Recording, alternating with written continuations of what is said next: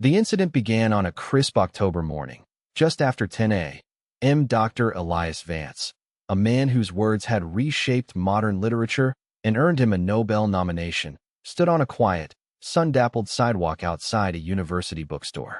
He was accused by Officer Cade of casing the establishment, a suspicion based on nothing more than Vance's race and his patient stillness. The officer, badge number 714, initiated a stop that would unravel his career and expose the brittle prejudice hiding behind a uniform. What followed was not a simple misunderstanding, but a deliberate campaign of humiliation, culminating in a legal battle that would echo through the halls of justice. The body cam footage, time-stamped and clinically detached, captured every condescending word, every veiled threat, and the precise moment when a routine act of racial profiling collided with an immovable object of intellectual and moral authority. This is the story of that collision. Dr. Vance, dressed in a simple gray wool coat over a dark sweater, had been admiring a first edition in the window display, waiting for a former student he was meeting for coffee. The cool air felt good on his face. He was lost in thought, contemplating a line from his upcoming novel, when a shadow fell over him. "Got business here?" The voice was sharp, accusatory. Officer Cade stood with his feet planted wide, a posture of instant authority. His hand rested near his service weapon, a gesture that was both casual and menacing. Vance turned slowly, his expression one of mild curiosity, not alarm. He had experienced this before, this presumption of guilt that clung to his skin like a second shadow. He met the officer's gaze. "Good morning, officer. I'm waiting for the store to open." Meeting a friend, Cade's eyes scanned him from head to toe, lingering on his worn leather satchel and his simple, unassuming attire. The officer's internal calculus was swift and deeply flawed. Black man, no suit, lingering near a high-end bookstore, suspicious. "Waiting, huh? Or watching? We've had reports of break-ins around here.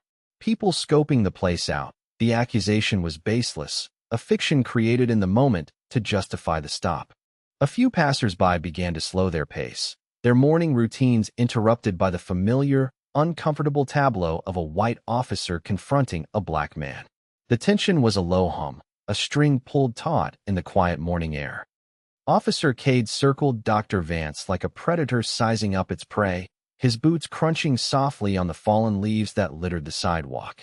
The body cam lens bobbed with his movements, creating a disorienting, shaky view of the encounter. "So, you're just waiting," Cade said, his voice dripping with a theatrical disbelief that was meant to provoke, to destabilize. "For a friend. Right. What's in the bag?" He gestured with his chin toward the leather satchel at Vance's side, a bag that contained nothing more than a manuscript, a fountain pen, and a well-loved copy of Invisible Man. Dr. Vance did not move to open it. His posture remained relaxed but rooted, his hands visible and still at his sides. "A book and some papers, officer," he replied, his voice even and calm, a stark contrast to Cade's aggressive energy. "Nothing that concerns you." This quiet refusal to be flustered seemed to agitate Cade further. He wanted fear, or anger, or deference, any emotion that would confirm his control of the situation. The professor's placid dignity was a challenge he couldn't comprehend. "Everything here concerns me." Cade snapped back, taking a half-step closer, invading Vance's personal space. "This is my beat. And you fit the description." Vance raised a single eyebrow. "The description? Of what exactly?" "A man fond of literature." A flicker of bitter irony touched his lips, but it was gone as quickly as it appeared. The small crowd of onlookers was growing. A student with a phone held low, its screen facing outward, pretended to be texting. Another person, an older woman with a shopping cart, stopped a dozen feet away, her face etched with concern. They were the silent jury, the witnesses to a test of power that was escalating with every passing second. Cade's face was reddening, a storm of frustration gathering behind his eyes. He wasn't getting the reaction he wanted, and the public audience was making him feel exposed. He decided to escalate, to force the submission he felt he was owed. "I need to see some identification," Officer Cade demanded, his tone leaving no room for negotiation. The request was a command, an assertion of his legal power over the man in front of him. Dr. Vance's calm demeanor didn't waver, but his focus sharpened. This was a critical juncture, a point where compliance could be misconstrued as guilt and refusal as obstruction. He had navigated these treacherous waters his entire life. He knew his rights with the precision of a scholar who understood that language, especially legal language, was a weapon. "Are you detaining me, officer?" Vance asked. The question was quiet, but carried the weight of legal precedent. It wasn't a challenge so much as a request for clarity, forcing Cade to operate within the defined boundaries of the law. "Am I free to leave?" Cade scoffed, a short, ugly sound of contempt. He saw the question not as a citizen exercising his rights, but as a criminal playing games. "You're not going anywhere until I'm satisfied. Now show me your ID." Dr. Vance held his ground, his gaze unwavering. Under the law, officer, a demand for identification requires reasonable, articulable suspicion that I have committed, am committing, or am about to commit a crime. Your department's own manual confirms this. So I ask you again, respectfully, what crime do you suspect me of? The mention of the department manual was a calculated move, a signal that Vance was not an ignorant civilian. The officer's face tightened. The shaky body cam footage captured his jaw clenching, a muscle twitching in his cheek. He was being schooled, and he hated it. Reasonable suspicion? "I've got it," he spat. "You're loitering. You're casing this store. You fit the bolo we got this morning." The bolo, "be on the lookout," was another lie, a desperate invention to retroactively justify his biased assumptions. But for the witnesses who couldn't know that, it sounded official, and it cast a pall of guilt over Dr. Vance, who now had to prove his innocence against a phantom report.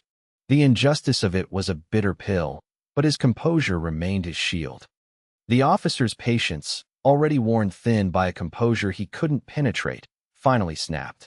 The confrontation shifted from procedural intimidation to overt, personal degradation. "You think you're smart, don't you?" Cade sneered, his voice rising in volume, drawing more attention from the street. "Using your big, fancy words. You think that makes you better than me?" He jabbed a finger toward Vance's chest. "Let me tell you what I see. I see a guy who doesn't belong here, trying to talk his way out of trouble." He then noticed the small, discreet pin on the lapel of Vance's wool coat, the crest of the university where he had held an endowed chair for over a decade. Cade's eyes narrowed, and a cruel, mocking smile spread across his face. He saw the pin not as a symbol of achievement, but as a fraudulent claim to a world he believed Vance had no right to occupy. "What's that little thing for?" he asked, his tone dripping with sarcasm. "Your community college debate team? Some online degree you bought for $50? He leaned in closer, his voice dropping to a conspiratorial, insulting whisper meant to cut deep. "Listen, I've dealt with your type before. You come up from the slums, get a little education, and think you own the place. But a fake PhD doesn't get you a pass here. It doesn't make you any less of a thug." The words "fake PhD from the slums" were delivered with surgical cruelty, designed to strip away Vance's dignity and reduce him to a racial caricature. It was the heart of the officer's prejudice laid bare, the unshakable belief that a black man, especially one dressed so modestly, could not possibly possess the intellect and status he projected. For a moment, the world seemed to fall silent.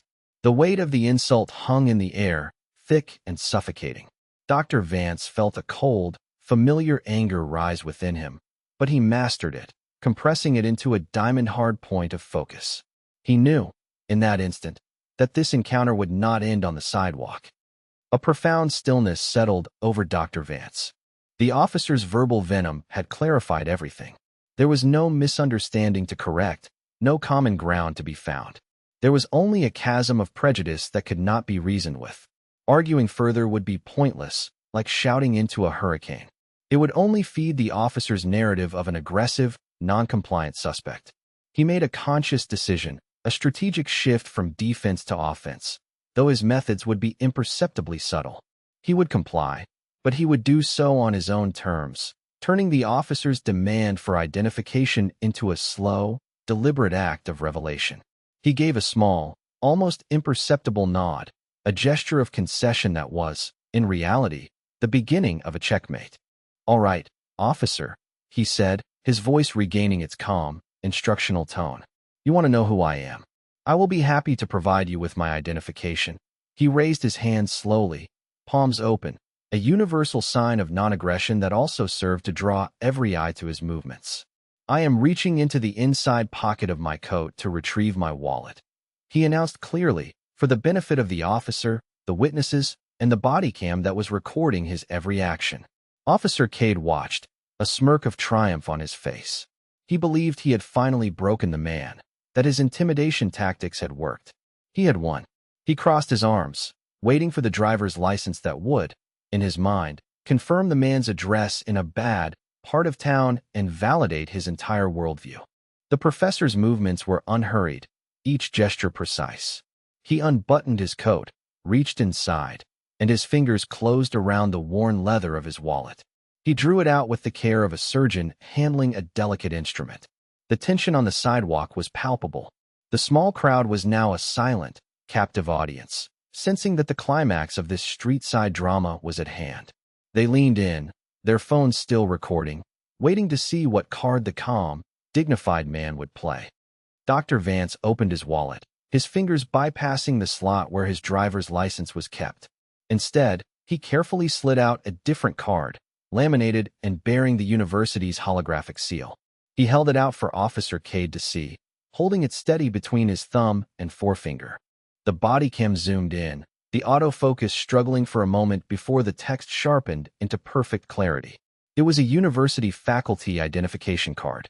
The photo showed the same calm, intelligent face as the man standing on the sidewalk. Below it, the name was printed in bold, official font, Elias Vance, PhD. And beneath the name, a title that carried immense weight in the academic world, Distinguished Professor of Comparative Literature and Humanities. Cade's triumphant smirk faltered. He took the ID, his eyes darting from the card to Vance's face and back again. A flicker of confusion, of cognitive dissonance, crossed his features. This didn't fit his script. A professor? A PhD? It was an inconvenient fact that threatened the simple, prejudiced narrative he had constructed. But his arrogance was a deeply ingrained reflex. He quickly recovered, choosing to double down rather than retreat. "This," he scoffed, flicking the corner of the ID with his thumbnail.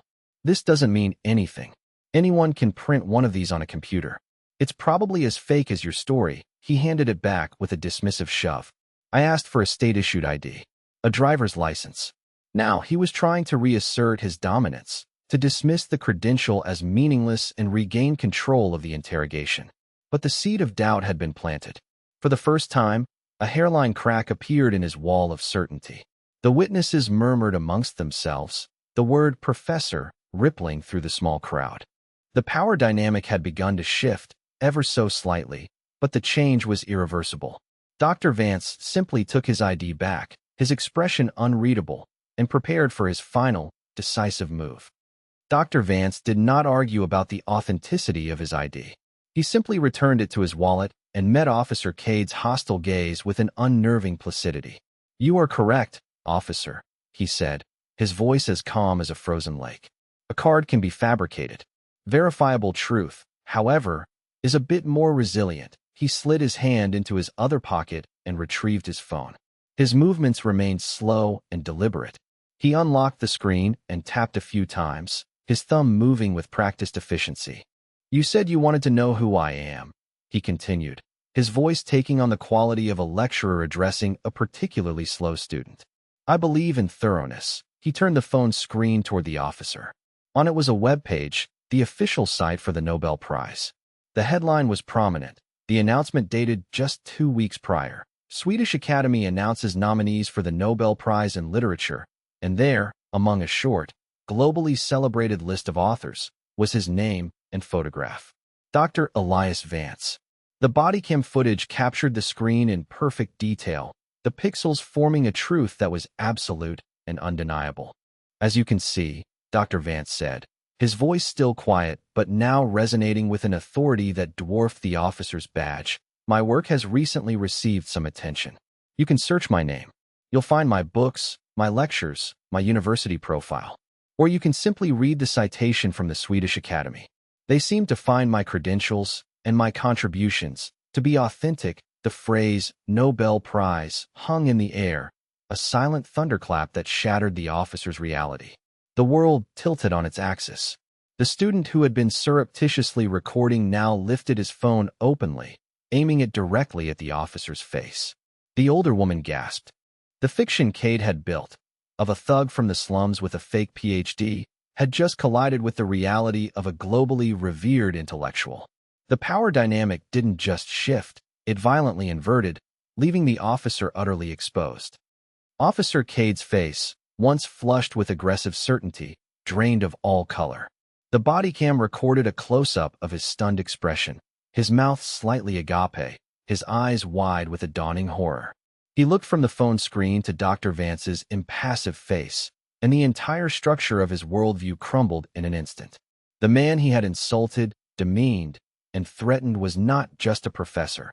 He was a literary giant, a man who conversed with kings and presidents, whose name was etched into the highest echelons of human achievement. The slur he had used, fake PhD from the slums, now echoed in his mind with the deafening clang of a career-ending blunder. He began to stammer, the words tripping over themselves in a desperate attempt to rewrite the last 10 minutes. I was just. Look, we had a call. I was just doing my job.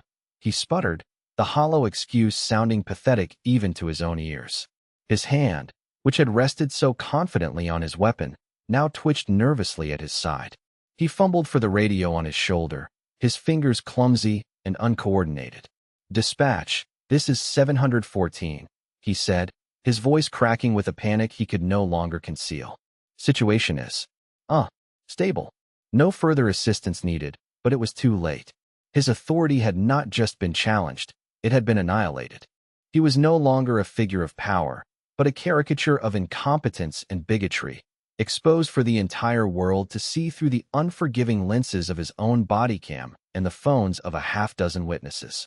He looked at Dr. Vance, searching for some sign, some way out, but found only a calm, penetrating gaze that offered neither anger nor forgiveness, but simply the cold, hard light of consequence. He had picked a fight with a man whose most powerful weapon was the truth, and he had been comprehensively disarmed. The full weight of his mistake began to settle upon him, heavy and suffocating. Just as Officer Cade was attempting to de-escalate his self-inflicted disaster, a second patrol car pulled up to the curb, its lights off. A sergeant stepped out, a man with tired eyes and a weary professionalism. This was Sergeant Chun, a veteran of the force who had seen rookies like Cade rise and fall.